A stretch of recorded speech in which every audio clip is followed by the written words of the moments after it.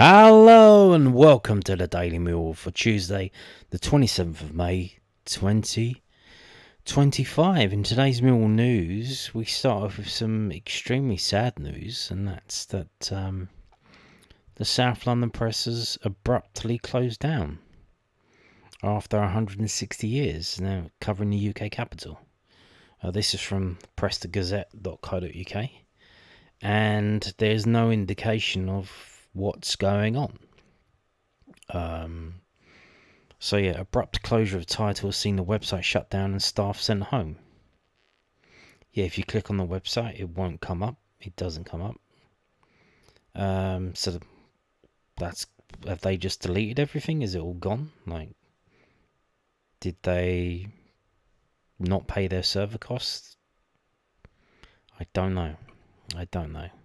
Independent local newspaper, the South London Press, has abruptly closed down after 160 years in print, and it's believed to be entering into insolvency proceedings. Okay, so Press Gazette understands that staff were told on Tuesday to stop working and that their contracts had been terminated.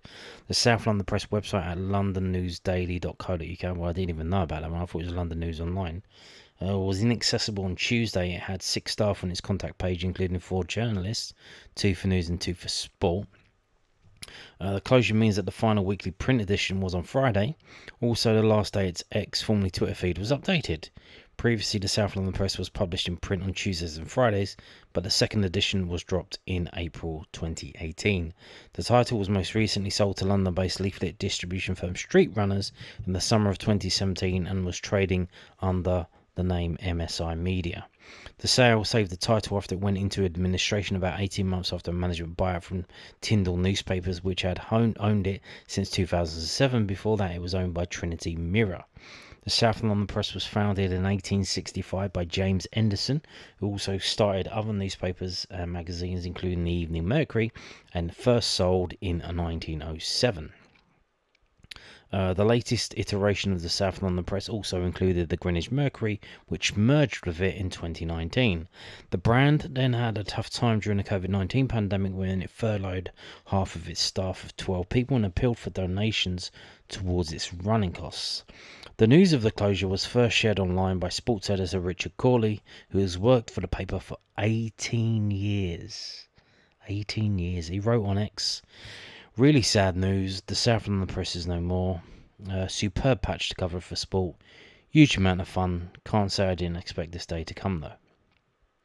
And according to the Press Gazette research conducted last year, the South London Press was the only remaining professional journalism outfit covering council meetings in 3 London boroughs, a measure chosen to show localness: Bexley, Bromley and Lewisham. The title also covered news from Croydon, Greenwich, Lambeth, Merton, Southwark, Wandsworth and the City of Westminster. It also combined with the London Weekly News in 2019, further expanding its coverage area. Daryl Chamberlain, the editor of nearby one-man band The Greenwich Wire, told Press Gazette at the time, "When the South London Press does original reporting, it's high quality." But he said the title appeared stretched in terms of the large patch it covered and relied heavily on BBC-funded local democracy reporters. Freelance football journalist Alex Grace said, "I'm sad to say that my time covering Millwall and other London clubs for the time being has come to an end following the closure of the South London Press. It's been a pleasure to work alongside some great people." The closure came days after 2 major sports stories from the South London Press patch. Crystal Palace FC won the FA Cup, its first major trophy ever, while Charlton Athletic FC won promotion to the Championship after 5 years away. The Charlton Athletic Supporters Trust said, "Sad to hear the news of the South London Press closing the champion football this side of the river for a long time. Local impartial journalism is crucial to supporters, a sad loss for the South." In the year 2000, the South London Press sold more than 60,000 copies per week across its 2 weekly editions. According to the Press Gazette research, nearly 300 UK local newspapers have closed since 2005. Press Gazette analysts published in 2022 found the UK regional news sector had about a quarter of the revenue in 2022 that it had in 2007. A quarter. So 75% has gone. It's disappeared. They only have a quarter of the turnover in 2022 that they had in 2007. So, yeah. Again, so it's insolvency. Is anyone going to buy it? Maybe they don't. I don't know. Maybe they just sell it off. Maybe it turns in from a newspaper to a website. Again, a very weird situation. I don't know why. You have a brand called the South London Press. Now, it's not the biggest of brands. It's not Coca-Cola. It's not Nike, but it is a brand. When you go on a search engine, when you go on Bing, you go on Google, you type in South London Press, guess what comes up? Well, it used to, but guess what used to come up? The South London Press. When you go to Bing or Google and type in London News Online, guess what comes up? You get a list of stories of London news on the internet. None of which come from the website London News Online. So whoever's idea it was to do that is a fucking idiot. And you need search engine optimization, and that's in the brand South London Press. So let's have a look what's going on. Nothing's been put up here yet. You can see there's no filings yet about insolvency, administration, whatever. We do have the accounts for the last year up to August 2024, and they will put up this year, March 2025. And this is MSI Media Limited, and we have a look at the accounts. So for the last set of accounts up to August 2024, they lost £32,000 that year. The year before that it was 29. God knows what it is this year, with the national insurance contributions because of this shit fucking Labour government, with a Chancellor of the Exchequer that used to work in the call centre at Halifax.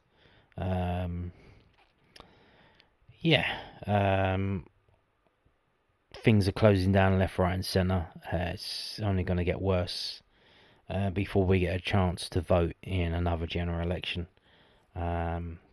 It's going to get a lot worse before it gets better. So they decided to pull the plug. They didn't want to wait to see how much money they were going to lose this year.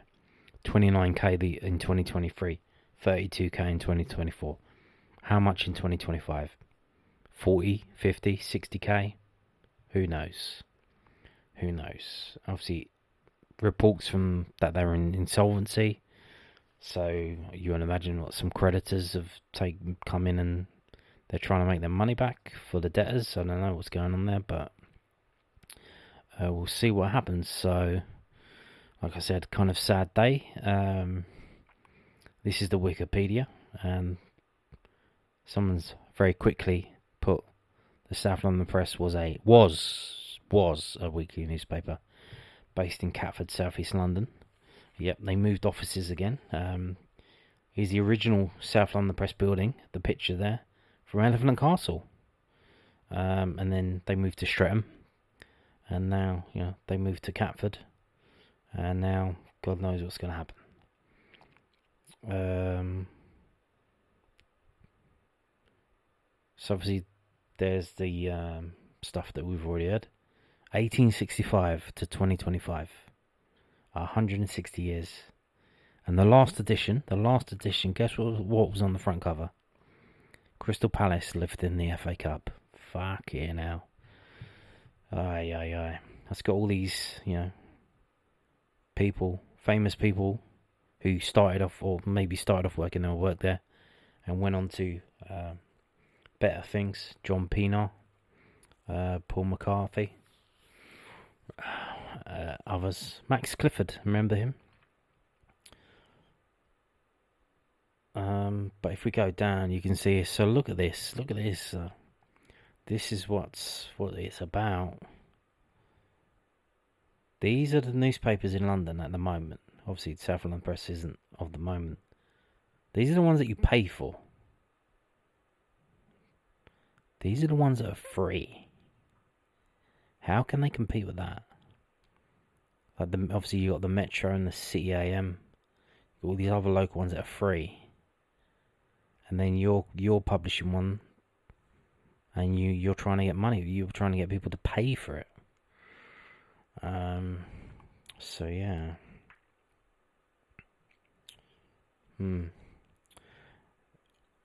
Very sad as well, especially, back in the day, they used to sponsor Mill shirts. They were the Mill shirt sponsor at the time. Just goes to show, how much money they had. They had money to sponsor Mill shirts when they were in, League One, the third division. This is 96, 95? So, yeah, kind of a shame. Obviously, we see what happens, but I mean, it doesn't look good. It's certainly, I doubt it's going to come back as a newspaper. It might come back as a website. But then, obviously you got all this AI slop now. They're just going to repost other news and then try and get people to click on it. This is not going to be the same, is it? But yeah, there you go. So moving on, we got this from Talksport.com. Simon Jordan was on his radio show again today. If you didn't know, he does a show. He's White and Jordan, 10 a.m. to 1 p.m. Talksport, which you can listen on the radio, or you can watch it on YouTube now. They're all on YouTube, and we're gonna look at it in a minute. So he's talked about it again. He's talked about this guy, Turki Alalshikh, and he's made more comments. So because Simon Jordan's talking to this guy. So Simon Jordan reveals another EFL club Turki Alalshikh wants to buy. Simon has revealed that Turki Alalshikh is interested in buying Southampton, as well as Championship rivals Millwall. The Saudi boxing chief made the headlines recently when it was reported he was keen on extending his investment into English football, with further claims he had held talks with the Lions. However, the South London outfit swiftly moved to deny this, insisting the club is not for sale and that no discussions had taken place. While Alalshikh may not yet have made any official moves towards a potential takeover of the Den, Talksport host Jordan has confirmed his interest is very much real. This comes after he previously disclosed that the 43-year-old businessman had been looking for a way into English football, and the former Crystal Palace owner had even more news this time around, as he also shared that recently relegated Southampton are another Championship side to have caught the billionaire's eye. Hello. Speaking on Talksport's White and Jordan, the presenter was asked if rumours linking Alalshikh with Millwall were true. To this he replied, "No, it's not talk. They are interested because they've told me. I've told him and tried to talk him out of it because of Millwall, because I don't think it's a proper football club. But that's a different discussion. But it is Millwall, and he likes Southampton. I suggested Sheffield Wednesday to him. He doesn't want Sheffield Wednesday. He doesn't want a club in the north. He wants a club in the south. And Millwall and Sheffield, Southampton are two clubs that he thinks are interesting to him." Jordan then added that he had permission to share this information. It's not me breaching confidence. He asked me to say that. Alalshikh is no stranger to football investment, having previously owned Spanish side Almira before selling to a Saudi investment group on May the 17th. Talksport understands multiple English clubs have sounded out Alalshikh over potential takeover since the news was announced. So again, I said this at the time, maybe this is like there's a shake in town, call me. That clubs are running to him, saying, "Hey, you want to buy a club? I got a club, you've got the money, let's go." Whichever side he does ultimately choose to plough his wealth into is sure to see their fortunes transformed.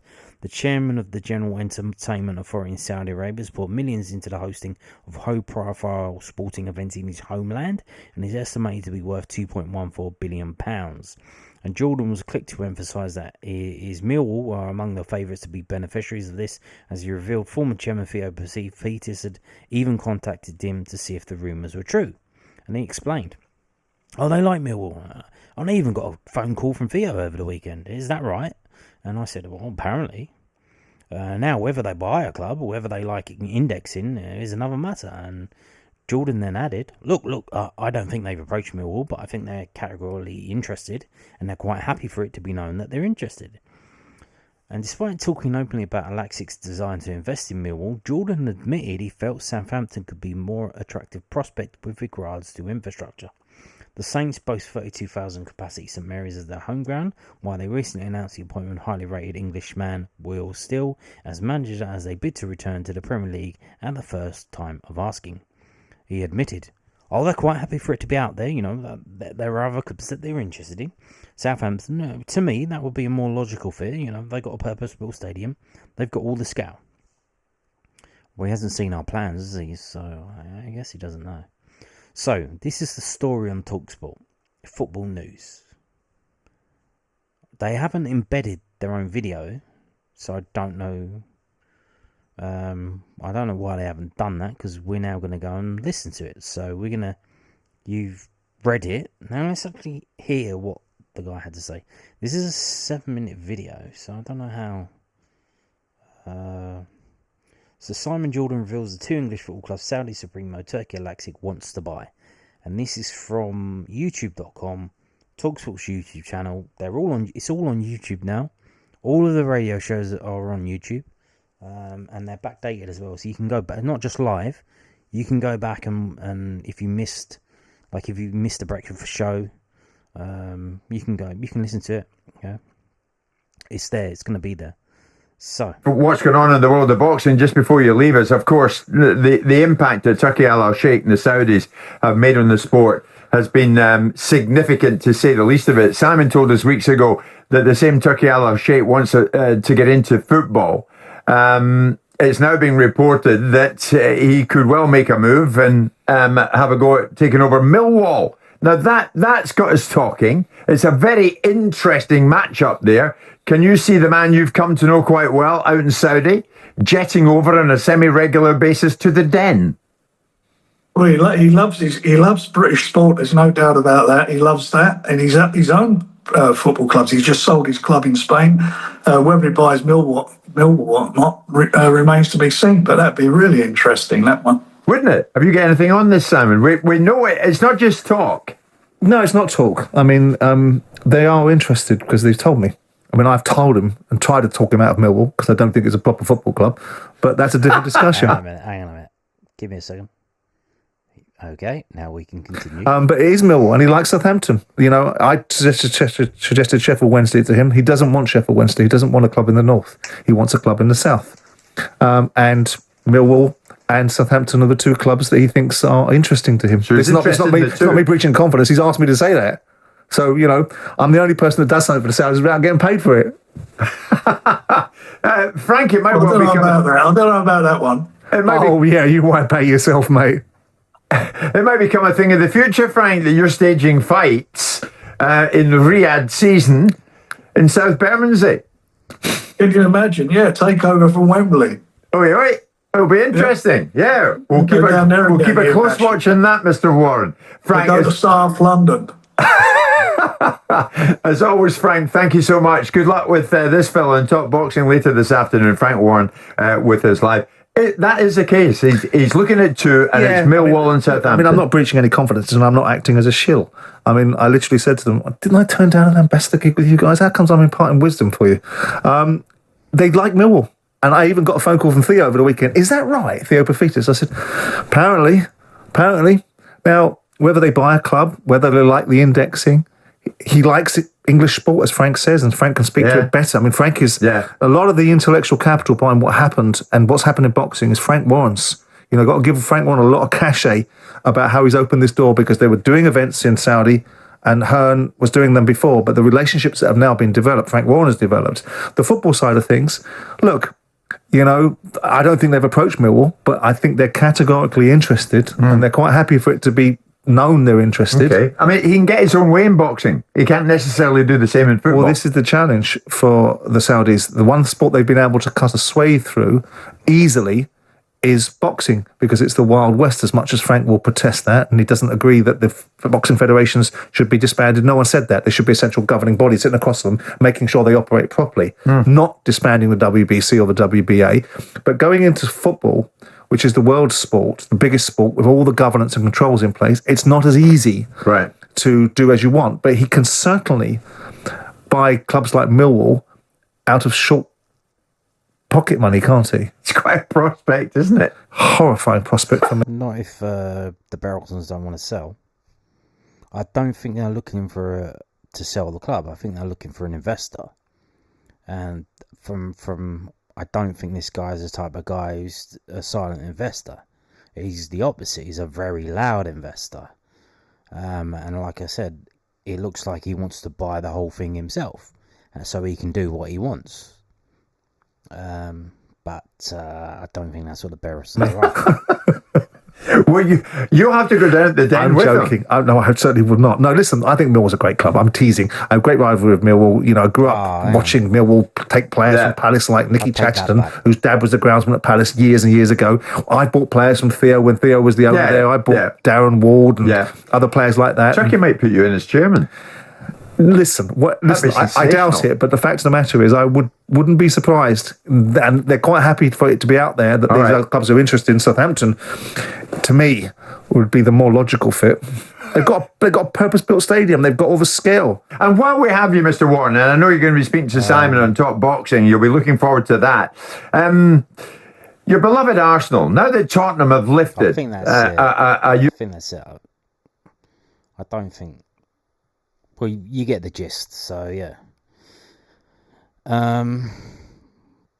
So it is true, apparently. It is true. Now, here's the thing. If he throws money at it, will James Berylson take the money? Like, obscene amounts of money. Obviously, we know the Berylsons are in at the moment for, 100 to 150 million? If he throws 300 million at them, are they going to be in a position to be able to turn that down?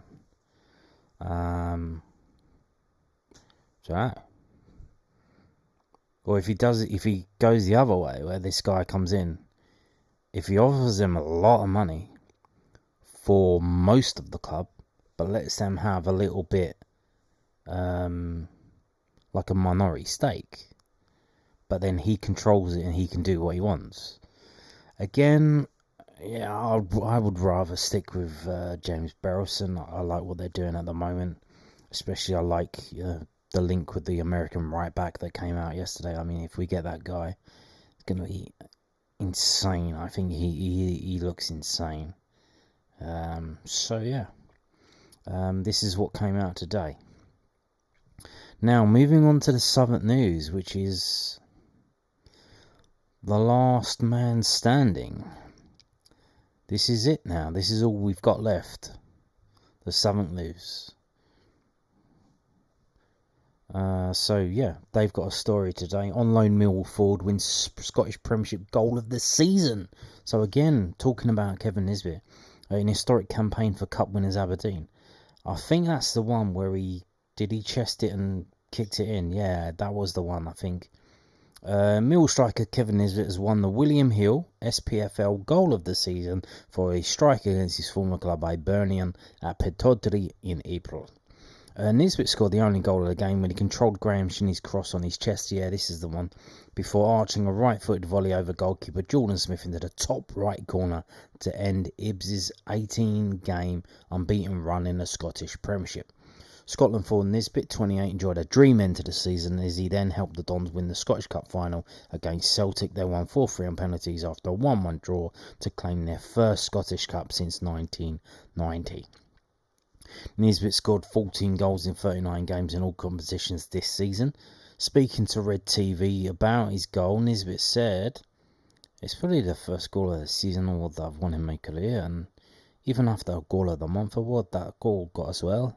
It's great, and it's one to add to the mantelpiece. I just remember the ball coming in. I knew Rocky wouldn't get so much of a head on it, so I just stepped back a bit and I took a great touch on my chest. I just hit it and it's gone in the back of the net. For me, it went really slow motion, if I'm honest. I think when chances like that happen, it goes really slowly. I took a great touch and I tried to go back across the keeper because he will expect it. It just missed the cut for the Aberdeen goal of this season and was. But I would say it's better than Esther's goal that won it. His was a great strike. I feel you always score goals like that after the voting ends. Esther's was a great finish, but I put mine up there as well. I think it's the best goal that I've scored, to be honest. I think that the time in the game, the moment in the game as well, and how quality the goal was, it probably was my best goal. Well, they've got it there, but I'm probably not going to show it. Nisbet joined Millwall from Hibs for £2 million in the summer of 2023. He scored 5 goals in 28 championship games before heading to Batodri on a season-long loan. And they do indeed have the goal there. I'm not going to, if you want to check it out, come to this story on the Southern News website and watch it for yourself. Now, like I said, SouthwarkNews.co.uk, they are the last ones standing at the moment. We don't know what's going to happen with the South London Press, whether it becomes a website or they carry on. I don't know what's going to happen, but they have news at Den Plus, and given the situation, I might be subscribing to this. I might have to support them because this is important. Obviously, I don't show you this stuff. This is behind the paywall. I'm not a scumbag. I'm not going to show you this stuff. Also, as well as, I do, I show you the stories from the Southern News, and I did from the South London Press. It's very clear in my mind that I'm doing that at the end of the day. That I'm showing you this stuff at the end of the day. So they put the stories up usually in the morning, sometimes in the afternoon. They get the views, and then as the views start dropping down in the evening, I show it to you in a kind of roundup. This is all the Millwall news condensed into one little video. For maybe people who can't read, don't want to read, can't be bothered to read, or they like watching videos on their television, on the YouTube app. Why not?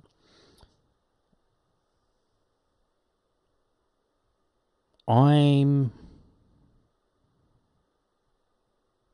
very much aware that basically without these guys, I wouldn't have a channel.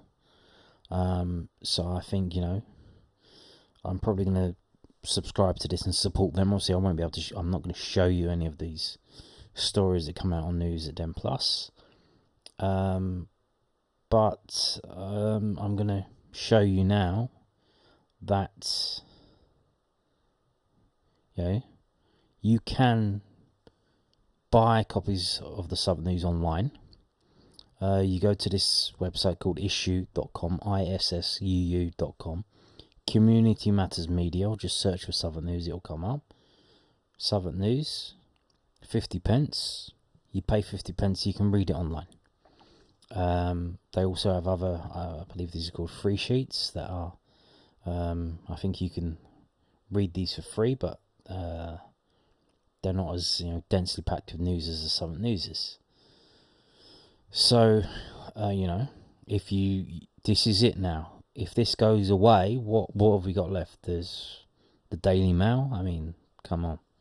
So if you can, let's support the Southern News while it's still around. Buying it, and if you're an advertiser, if you've got a business that you want to advertise, here you go. You can advertise in it. What I would say as well, I don't know if it's possible, or they probably won't. It's probably beyond that now. Obviously, we don't have a program at the Den anymore for home match days. If somebody went down there with like copies of the Southern News and tried to sell them, because obviously it's full of Millwall news. That's all. It's mostly Millwall news, a little bit of Fisher news. Some Dulwich Hamlet news. Would they sell any copies? Or how many do you think they would sell? Because obviously there's no program anymore. So if someone went down there and barked out like they used to with the London Evening Standard, like Southern News, Like, how many would they sell? Like, it's only 50p. Like, a program was like, what, at the end when the programs, what were they, like, £3, weren't they? £2 when they got rid of them. Like 50p for a newspaper. Obviously, I don't think anyone's going to have a problem with it. Like, it's not like they're all going to get turned into Millwall bricks and we're just going to see people whacking people with the copies of the Southern News. Like, how many realistically do you think they could sell if they went down there pre-match? Maybe up to 500. That would probably be pushing it, but I mean, like I said, it's kind of not how things are done these days.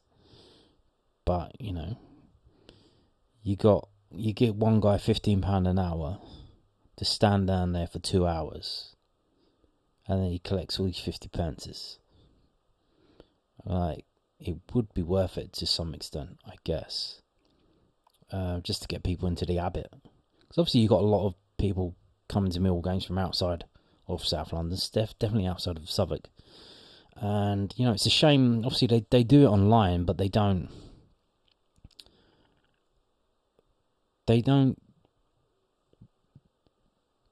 do subscriptions to the paper magazine. They used to, and I had one, and they would deliver it to your house every week. They don't do that anymore. So, maybe someone could do that on their behalf for Millwall fans. I don't know, but yeah. So yeah, it's kind of sad. This is all we've got left now. Southern News. Hopefully they're okay. Obviously they're doing things like, you know, News at Them Plus. They're trying to make people pay more money for the stuff. So we'll see how they're going on. Yeah, hopefully they're okay. Because if they don't, I don't have a fucking channel anymore. Now, moving on to this. Transfers. Obviously, we've had the bank holiday weekend. That's over. Back to work. And let me just click on this. Okay. So there is another transfer. They haven't put it up here yet. But these are the transfers today. Nathaniel Mendez-Lang has left Derby and gone to MK Dons. He's been released. And there is actually, if we click on it here, the goalkeeper from Leicester City has gone to Preston. So Preston have signed a goalkeeper. Interesting. So again, 2 deals involving championship teams. Or 3, because Leicester are a championship team now. But so Preston have signed a goalkeeper and Mendez-Lang has left Derby County. We also have a little bit of an update on this. Got Ipswich Town and Leicester published their release lists. And you can see here Daniel Iverson was the goalkeeper that Preston have signed. If we go down, there is a new team here. I think it's QPR, although I think that's mostly their youth team players. I don't think they put up their first team players yet. So yeah, we're still waiting for a few teams. Yeah, QPR. Well, I think most of these are youth team players, I think. Or Kenneth Powell isn't, so they haven't. This just looks like the players that were out of contract. Obviously, still waiting for Sheffield United and Sunderland. They were in the playoffs. But for some reason, we're also waiting on Cardiff and Coventry. Cardiff, because I guess they got relegated, but surely they would just let everyone go, I guess. And then you've got Coventry, who are also in the playoffs. So there you go. So these are all the released players. Players out of contract, players who've been offered new contracts but are obviously going to be out of contract if they don't accept the contract, and players that are in discussions for new contracts. So interesting stuff ahead. And on that note, thank you for watching and goodbye.